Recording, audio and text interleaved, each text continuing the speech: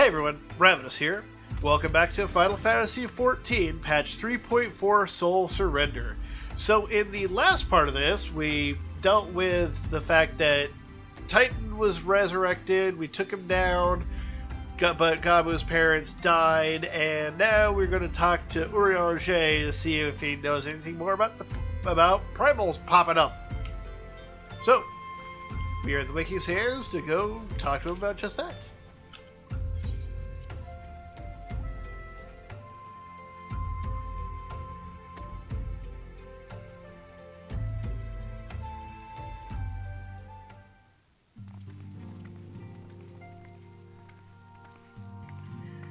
We've heard glad tidings from Umgaro, my friends. By the grace of the 12 and your most valiant efforts, the people of Olympus Lamizza may rest easy. I should like to think so, yes. Though we failed to prevent the Lord from Cracks from manifesting, we did succeed in weakening him, enabling Ravinous to dispatch him before the Warriors of Darkness could make matters worse. 'Twas by no means an unmitigated success, but it'll have to suffice. Then let us speak of another matter, one that weigheth heavy on my lady's mind. As thou didst request, I sought out the Gurum oracles, that we might better understand the aims of the Warriors of Darkness.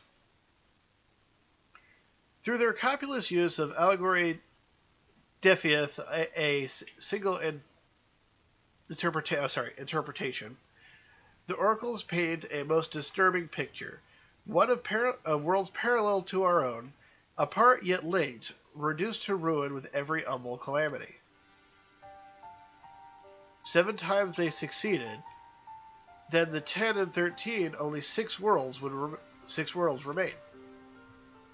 Aye, all this Lady Minfilia spake unto thee.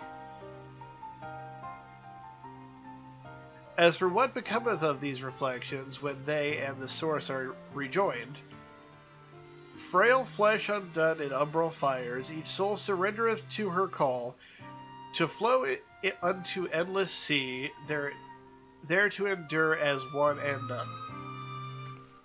Then if the warrior darkness succeed, everyone in the world will die? In essence, aye, the verse speaketh of the renunciation of the flesh and subsequent return to the life stream. However, this fate may yet be preferable to our alternative, for if the first were to fall to transcendent light in the manner of the warriors of darkness described, it would give way unto a void wherein none may know either life or death. Far better to die, they reason, for in death there is life. The essence of the soul which returneth unto the source may be born anew, saved. Such, at least, is their belief, I surmise. If that is true, then, gods, no one should ever have to make such a choice. Ere we speak further on this subject, I would share with thee another recent discovery. 'Twould seem that several sizable shipments of crystals have been delivered into the hands of the Alamegan parties. Alamegans? Strange, and you believe this to be the work of the same Ishgardian smuggler who supplied the beast tribes? I would know beyond a shadow of a doubt. And lest thou wonder at their motive, I would remind you that the Asians once did attempt to bring the summoning of Rhalgr. The individuals who took receipt of the shipments are refugees belonging to a group of devout to the cause of the Alamegan liberation. It may also interest thee to know that the Ishgardian supplier appears to be none other than the remnants of the Elian Rhalali's network of spies. Surely you jest, and yet it's not so surprising. Bereft of leadership and hunted by the Alliance, I can well imagine such villains being desperate enough to conspire with the Asians, assuming they even know, or care, who their employers are. All of which is irrelevant. Forgive me. We must seek out the resistance group which received the crystals without delay. Ravinous, Alice, will you come with me to Little Alamigo? Stoic nod. Yes, of course. I would like to hear what they have to say for themselves, firsthand. May you ever walk in the light of the crystal. She's pissed.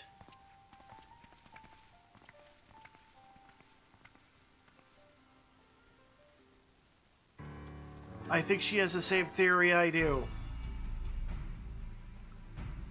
Alphanon, Alizate, Ravinous, are you three listening? Good, I have tidings.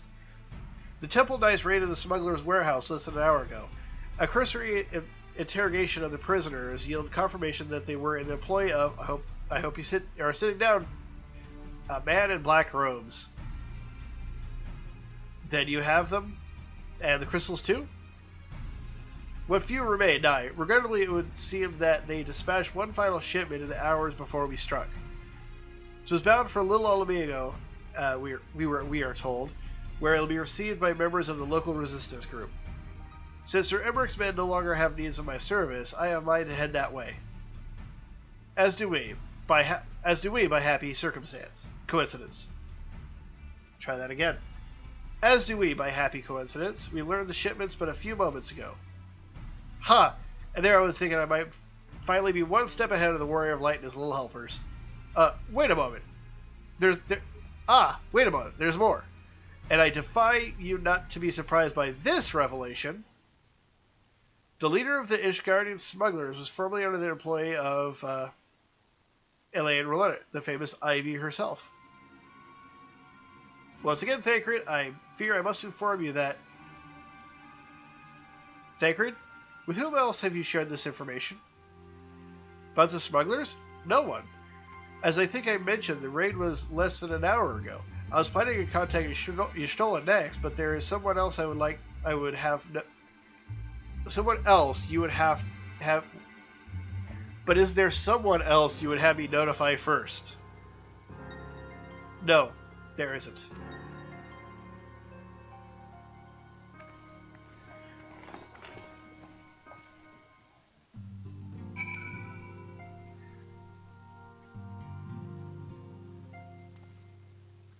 Gee, it's becoming less of a theory.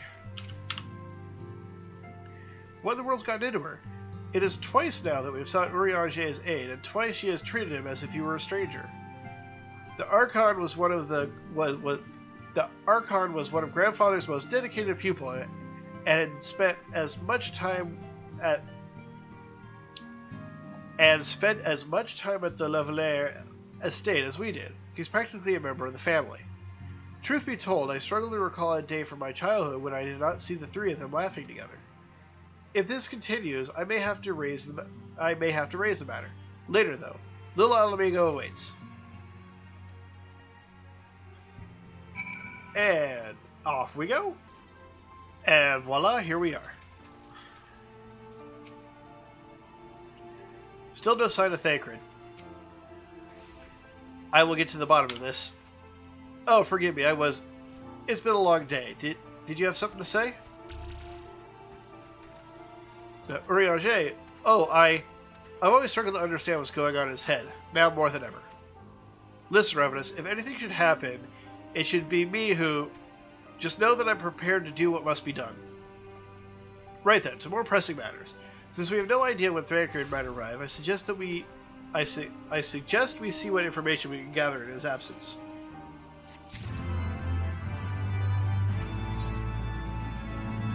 See, Alphanon's eager to get to work. So, to review, we are reliably informed that members of the Little Alamigan... Okay. Why can't I say resistance when I'm in the middle of a sentence? Of the Little Alamigan resistance operating here have taken receipt of several large shipments of crystals. Our task being to ascertain who and why. Given the size of the settlement, I find it hard to believe that anyone here who would be wholly unaware of the resistance movements. The challenge, of course, will be finding individuals who are both able and willing to share such information with outsiders. It would seem sensible to divide our forces. Ravinous, why don't you question the residents in the eastern half of town? Alice and I will do the same in the west, and afterwards we can rendezvous here with our findings. So they can walk off and disappear. And then I'm actually going to go find them. Make sure you're working. Oh, there's one. Alphanod's over there. As outsiders, we must be careful how we broach the subject, lest they grow suspicious of our intent. I guess I should talk to the person you're talking to.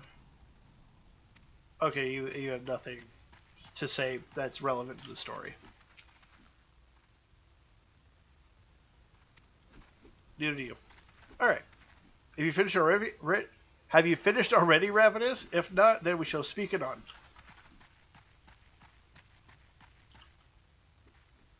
You have a magic shield.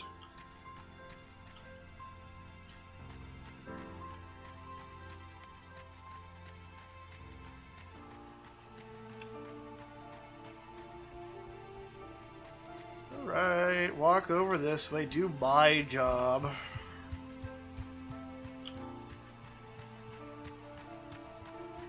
Alright, who would I talk to? Who would I talk to? You're a person I can talk to. Eh? The Resistance? Damned if I know. It's not if I'd be any use to them. Sorry, that actually made me need to cough. Anyway. If you set store by all these tales and secret weapons, good luck to you. But I'm too old for the mask's bedtime stories. This is our lot, and it's time we got used to it. Somehow that sentence didn't make sense in my head, though I think I said it correctly? I don't know. They all have magic shields. And there's a Schrodinger right there. Oh, let me guess. Come to join the fight, have you? No need to deny it, friend. You're not the first to answer the Griffin's call.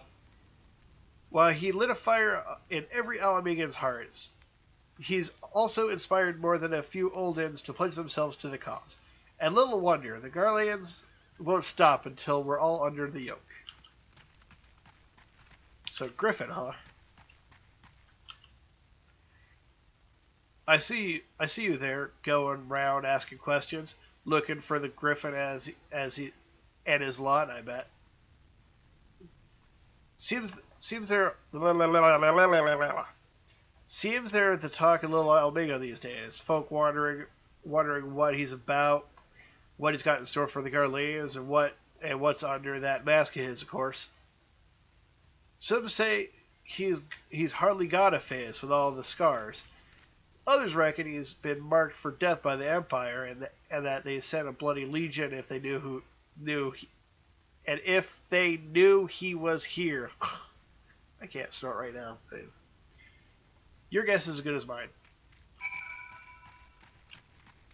Alright, so we need to talk to this Griffin character.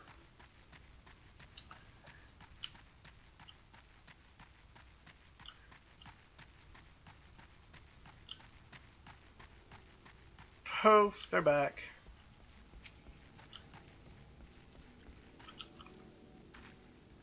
Well, that was easier than expected. There's not a soul here who isn't eager to talk about our masked friends. I suppose I should ask what you learned, but I think I already know. Masked guy. Yes, his Griffin character seems to be the leader of a newly formed revolutionary faction within the Resistance, the Masks. Yet despite their growing popularity, no one seems to know much about them, only that they are the most aggressively militant group to join the movement in recent memory. Indeed, many claim their commitment to the cause of Alamegan liberation is unrivaled. We can but hope their revolutionary fervor is never channeled in the direction of a primal. Though I feel confident that this group which received the crystal shipments, yet we lack proof. Before taking any action, I would speak with the settlement's leader to confirm my suspicions. Mayhap enlist his help while I'm about it. Given that you and Gundobald are already acquainted, mayhap it would be best if you took the lead, shall we?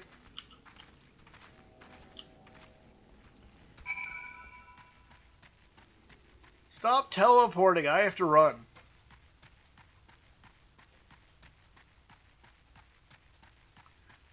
Do you have anything new to say? Nope. Alright. To hear the people speak of him, the Griffin sounds like a man in his middle years. But if that's the case, just what has he been playing at for the past 2 decades? If he's so devoted to the cause, why has he waited until now to do something about it? Unless, of course, he hasn't. Not would please me more than to be wrong about all of this. Yo! Much as it pleases me to see you again, Ravinous, I can not help but wonder if I should be worried. I hear you and yours have been asking questions. Who's this Griffin guy? The Griffin? I know of him, as do we all. He and his mask have become a leading faction within the Resistance. Though there was suspicion at first given his secretive ways, he quickly proved himself a charismatic and capable commander. Men are drawn to his passion and his vision. They truly believe that he has what it takes to lead them to victory. Even I cannot help but admire the man for what he's accomplished. But I have not forgotten Wilred. I was blind to the danger of his ambitions, and you were not. The Griffin shall soon deliver a speech to our people at the Second Temple of Karn. Go and see him with your own eyes, weigh his words with your own heart. How convenient. 'Tis but a pity Thancred is not here to join us. You two go on ahead. I shall stay behind and wait for him.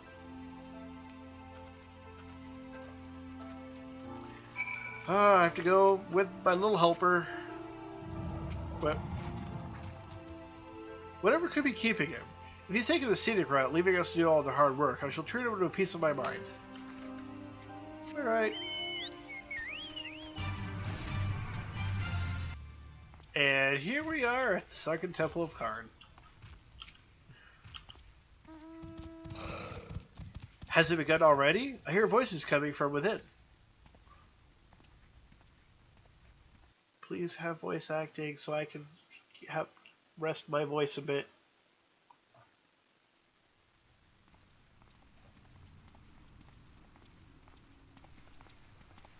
It's suddenly daylight.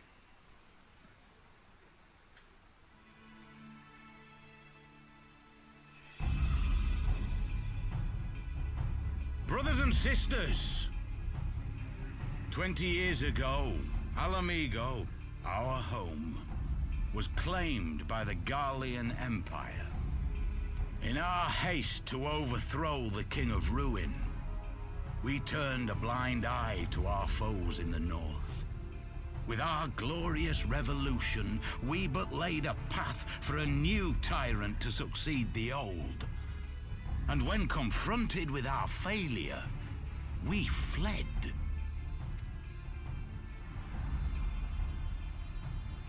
Not a day goes by that I do not think of those we left behind. Think of them and feel ashamed. And I know each and every one of you feels the same.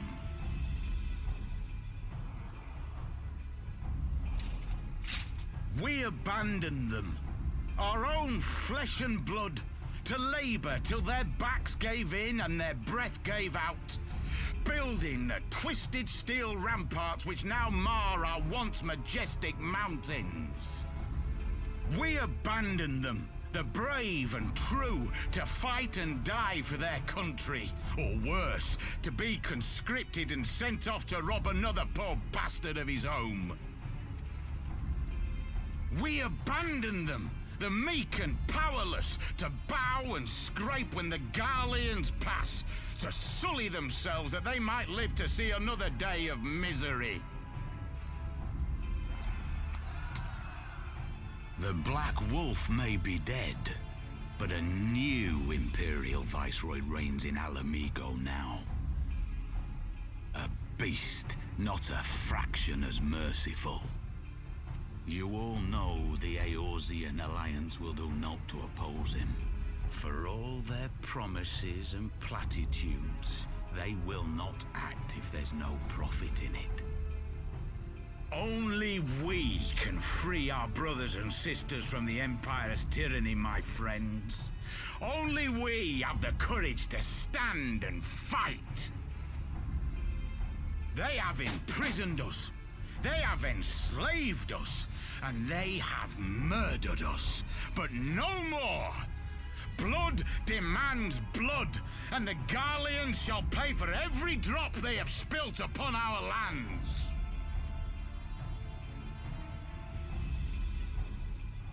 This I promise you, for we have a power within us, my friends. A power befitting our pride, our righteousness. Only join us, and we shall grant you the means to unleash it, and together we shall see the Alamegan standard raised over the mountains of Gia Arbania once more!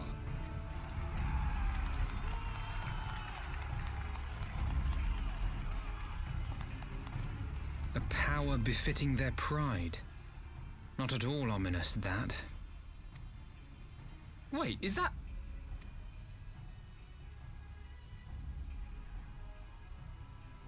Hey! What are you two doing here? I could ask you the same thing.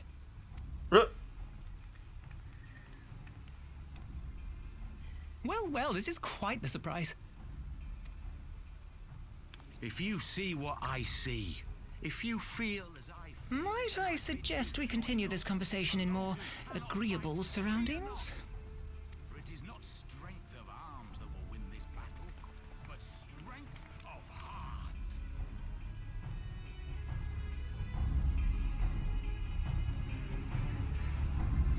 I hear a lot of fervor being built up, but no details of their plan. That's worrying. Alright. Of all the places to meet, it has to be fate.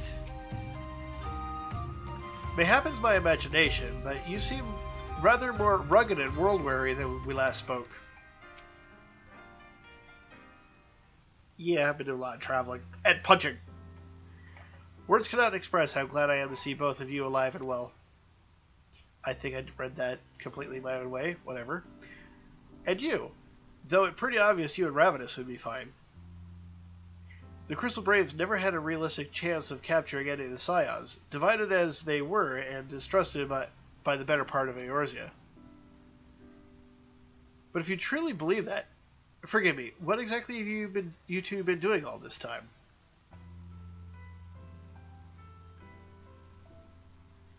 Repaying a favor.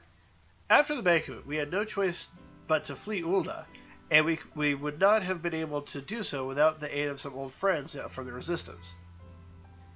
That's right, they smuggled us out of the city and sheltered us in Little El Amigo, all at great risk to themselves. Obviously, we couldn't let that go unacknowledged, so we offered to help them out with their operations for a while.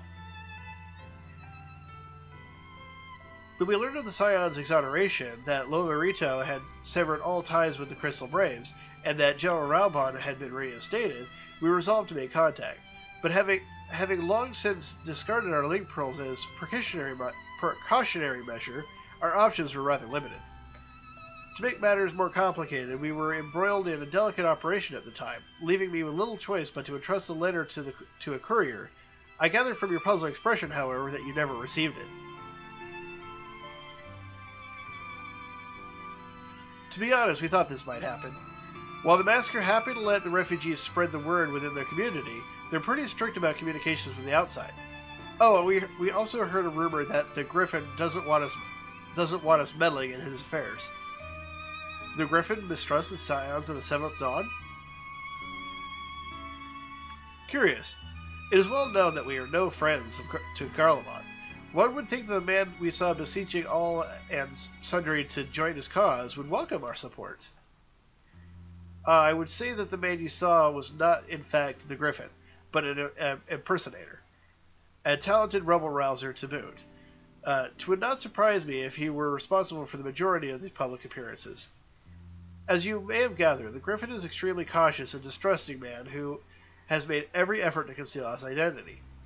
Even when we participated in a raid under his direct command, we were not permitted to approach him.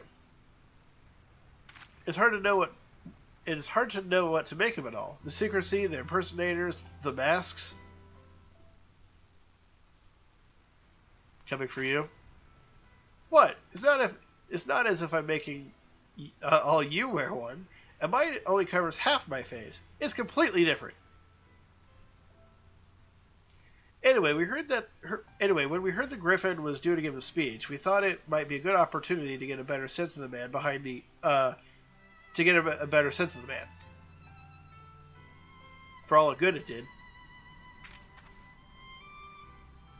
And now you've heard the whole lot of it. But tell me, what prompted you to take interest in the Griffin? Crystal shipments. Summoning? You're not serious. I can't believe it. Sorry. The Resistance would never entertain such a ridiculous plan, but the Griffin? Well, the man is an enigma. I cannot say with any confidence that he would or would not do. What I can say, however, is the speech we heard today was not the first to make reference to a power capable of defeating the Empire. The masks have made many such claims of late. I confess I assumed it to be a mere bluster, but in the context of the shipments of which you spoke, it is not impossible that they are alluding to a primal. Whatever it is, we'll find out together. If anyone tries to stop us, they'll answer to me. Indeed. That is, assuming you'll have us. Yep.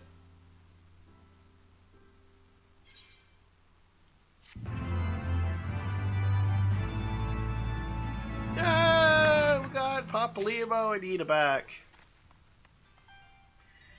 And so that will finish it up for this episode.